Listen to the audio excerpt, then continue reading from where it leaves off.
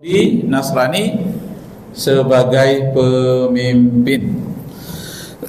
Yang terjadi di dunia ini sekarang, banyak orang Yahudi Nasrani yang memaksakan dirinya untuk diangkat menjadi pemimpin.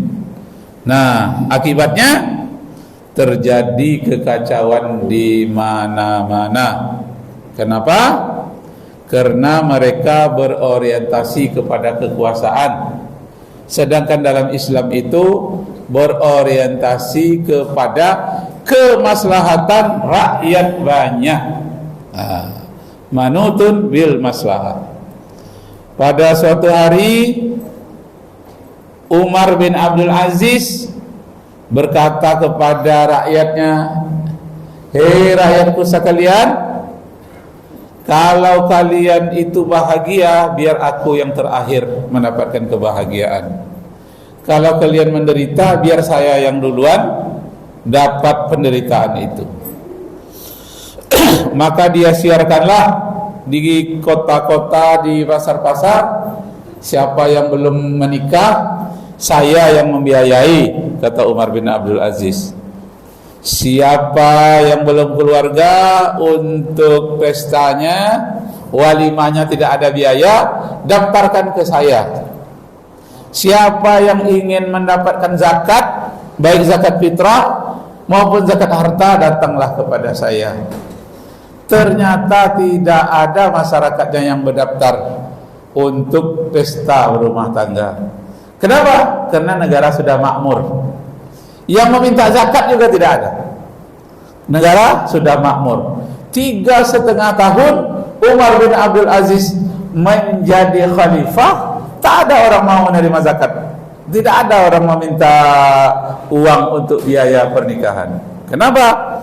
Masing-masing mereka sudah mendapatkan lowongan kerja. Kenapa begitu?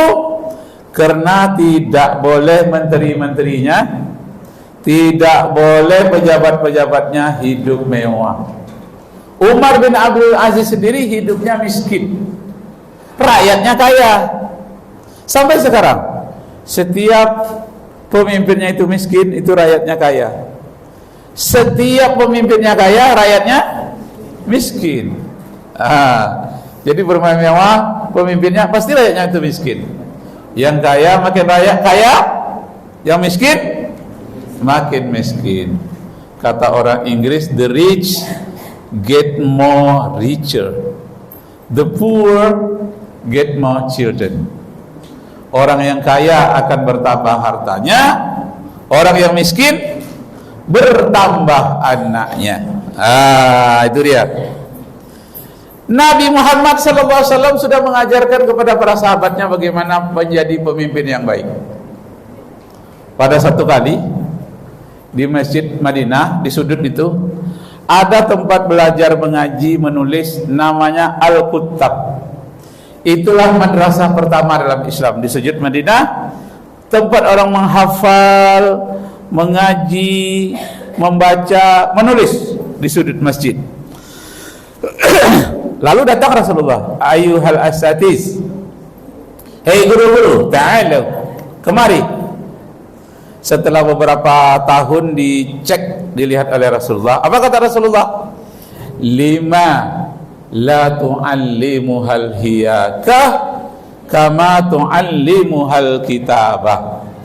Hei guru-guru, mengapa kalian tidak mengajarkan menjahit dan bertenun? Hiyakah itu artinya menjahit, bertenun. Kama tu'allimuhal kitabah wal qiraah, sebagaimana kalian mengajarkan membaca dan menulis, menghafal. Jadi ditegur oleh Rasulullah kalau ada MDA itu hanya mengajarkan membaca, menulis, menghafal. Tidak suka Rasulullah. Berilah dia keterampilan menjahit. Di samping menghafal, dia punya keterampilan. Karena pada masa itu pakaian itu dijahit oleh orang Romawi, kapas diolah oleh orang Romawi. Semenjak diperintahkan oleh Rasulullah ajarkan menjahit sendiri, Akhirnya mereka pintar bertenun dan memproduksi hasil kerajinan ibu-ibu, bapak-bapak itu dari rumah tangga, tidak lagi mengharapkan dari Romawi, dari Persia. Sehingga Islam punya model sendiri tentang pakaian.